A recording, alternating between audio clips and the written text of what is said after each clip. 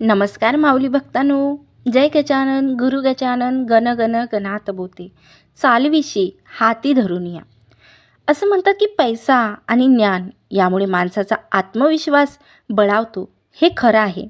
माझी अशी धारणा आहे की माझ्या बाबतीत एका प्रसंगात गजानन महाराजांनी अशी काही योजना घडून आणली की माझ्या ज्ञानात भर घालून मला शेगावच्या मार्गावर चालतं केलं.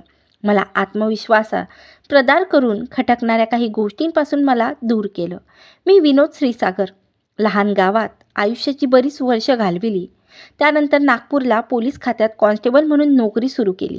लग्न झालं. मी नागपूरला स्थिरावलो. गजानन महाराजांविषयी म्हणाल तर मला फारशी माहिती नव्हती. शेगावचे गजानन बाबा हे ऐकलेले, यापेक्षा फार जास्त काही नाही. नागपूरजवळ उंबरेड तहसीलीत बेला गावाजवळ एक बोरगाव लांबट नावाचे गाव आहे, जिथे माझे मोठे बाबा राहता. मोठे बाबा म्हणजे वडिलांचे मोठे भाऊ, मोठे काका. त्यांना मोठे बाबा म्हणण्याचा प्रघात बरेच ठिकाणी आहे. तर माझे मोठे बाबा आणि मोठी आई शेवंताबाई हे गजानन महाराजांचे भक्त. माझ्या मनात मोठ्या बाबांचं आदराचं स्थान. एकदा दिवाळीत, मला वाटतं 2002 अथवा 3ची ही गोष्ट असावी, मोठे बाबा माझ्या घरी आले. मी आणि माझ्या पत्नीनं त्यांचं यथायोग्य आदर सत्कार केला. ते मला म्हणाले, विनोद, एकदा शेगावला मला गजानन महाराजांचं दर्शन करून दे. आपण शेगावला जाऊ. मी त्यांना होकार भरला. जाताना त्यांनी माझ्या बायकोच्या हाती 300 रुपये दिले केले. शेगावला जाऊ तेव्हा कामात येतील असं बोलले. मोठे बाबा गावाकडे निघून गेले आणि आमच्याकडून त्यांनी दिलेले 300 रुपये घरात खर्च झाले. शेगावला जाण्याचा विचार मागे पडला. अधूनमधून त्या विचाराचे डोकं वर काढलं, पण मनात यायचं, रिक्षा करून स्टेशनवर जा, तिकिटाचा खर्च, शेगावला राहण्याचा, जेवणाचा खर्च सगळं कसं व्हायचं, त्यातून पगार फार जास्त नाही.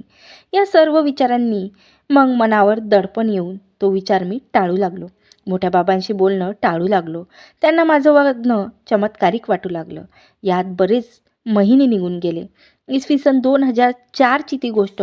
माझी बदली ट्रॅफिक डिपार्टमेंटला झाली. ट्रॅफिकमध्ये काम म्हणजे वेगवेगळ्या चौकात वेगवेगळ्या वेळी ड्युटी लागणार. तो महिना होता डिसेंबरचा. कडाक्याची थंडी पडली होती. एका रात्री माझी व एका हवालदाराची अशी आम्हा दोघांची ड्युटी छत्रपती चौकात लागली. कामाचं स्वरूप होतं हेवी व्हेकल्स, ट्रक वगैरे रात्री शहरात शिण्यावर बंदी असल्याने त्यांनी प्रतिबंध करणे. आम्ही रात्री 10च्या सुमारात तिथे आलो. रात्री तशीच रस्त्यावर वर्दळ कमी असते, त्यातून थंडी खूप, म्हणजे रस्त्यावर जणू कर्फ्यू. तेव्हा चौकात फ्लाय ओव्हर होता, आता पाडण्यात आला आहे. आम्ही दोघांनी तिथे खाली शेकोटी पेटवली.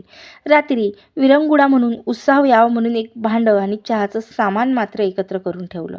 बाजूलाच एक मंगल कार्यालय आहे. आमचं असं ठरलं की रात्री 2 वाजेपर्यंत मी तिथे विश्रांती घेणार. पुढे 2 वाजतापासून मी ड्युटी बजावणार आणि हवालदार विश्रांती घेणार. ठरवल्याप्रमाणे रात्री 2 वाजता हवालदारांनी मला उठवलं. मी माझ्या ड्युटीवर रुजू झालो. रात्री 2:30 वाजताची वेळ. सुनसान रस्ता, धुकं पडलेलं. दुरून मला एक ट्रक येताना दिसला. बॅरिकेड्स असल्याचा ट्रक जवळ येऊन थांबला.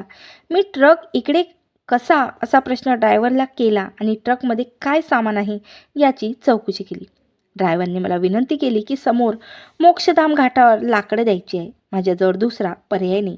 मला जाऊ द्या, उद्या लोकांची गैरसोय व्हायला नको. मी क्षणभर विचार केला. त्याला म्हटलं, ठीक आहे, 2-4 लाकडं इथं शेकोटीजवळ टाक आणि तू जाऊ शकतोस. त्याला बॅरिकेड्स बाजूला करून मार्ग करून दिला. ट्रक समोर निघाला. पुन्हा मी एकटा तिथे उरलो.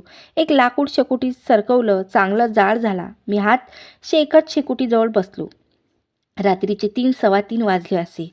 अचानक तिथे एक सायकल रिक्षा आली. एक पोक्त माणूस ती रिक्षा चालवित होता. तो जवळ येऊन थांबला. त्यानं विचारलं, मी हात शेकू शकतो का? मी त्याला खुणेने या म्हटलं. आम्ही हात शेकू लागलो. त्याचं लक्ष चहाच्या सामानाकडे गेलं. त्याला मात्र विचारलं, आपण चहा घ्यायचा का?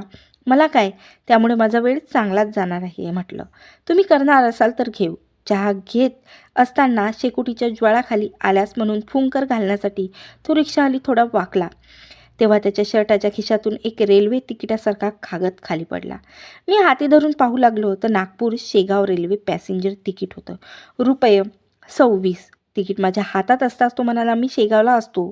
तुम्ही कधी शेगावला येता की नाही? काय फार जास्त खर्च येत नाही. पहाटे इथून पॅसेंजर सुटते, तिनं निघायचं, आपला जेवणाचा डब्बा सोबत करून घ्यायचा, म्हणजे जेवणाचा खर्च नाही. संध्याकाळी पुन्हा पॅसेंजरची परत आलं की राहण्याचीही खर्च नाही. बरं, मंदिरात काही पैसे द्या असं काही गजानन बाबा म्हणत नाही. भाव महत्त्वाचा असतो आणि तिथे जाण्याची मनापासून इच्छा पाहिजे बस. बाकी सर्व गजानन बाबाच करतो. एवढं बोलून तो उठला. मला म्हणाला, बरं मी आता निघतो. मग बाजूला पडलेली लाकडं पाहून म्हणाला, अरे ही लाकडं मी घेऊन जातो. तुमचं काम तसं बी झालंच आहे. माणसानं जादा मोह ठेवून बी नाही. त्यात लाकडं रिक्षात ठेवली. रिक्षा चालवीत तो पुढे निघाला. 40-1 फूट रिक्षा समोर गेली असेल आणि अचानक रात्रीच्या त्या धुक्यात रिक्षा दिसेनाशी झाली. ते पाहून रात्रीच्या त्या थंडीतही माझी थंडी फार नाहीशी झाली. आपण शेगावला जाऊ शकतो हे ज्ञान मिळाल्यामुळे आतमध्ये निर्माण झालेला आत्मविश्वासाची ती ऊब होती. माझ्या मनाने निर्णय घेतला की मोठ्या बाबांना व आईला गावाहून बोलून घ्यायचं आणि उद्या पहाटे 4 वाजता शेगावसाठी स्टेशन गाठायचं. पहाट होत आलीच होती. मी हवालदाराला जागं केलं. त्याला सांगितलं, उद्या मी ड्युटीवर येणार नाही, माझी सुट्टी, मी शेगावला जाणार. मी घराकडे निघालो.